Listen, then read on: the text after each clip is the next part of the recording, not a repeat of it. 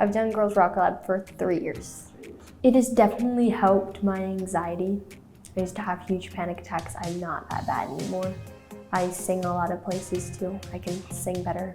It's easier to not be scared when you're with a bigger group of people than I realized. I felt a strong sense of pride because I finally was able to make my own song.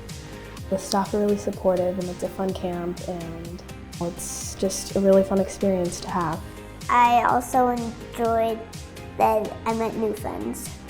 They supported me by helping me learn how to play different beats. If someone is hesitant, I would tell them to just do it. It seems nerve-wracking, but the longer you do it throughout the week of the Girls Rock Camp, you get more at home and everybody becomes sort of family. Hello world, I'm your wild girl, I'm your cherry bomb. No matter where I am, I can make friends. It just helps other kids to be nice to each other more and helps how to make friends and yeah. I'd say don't be nervous because it's really cool and really fun.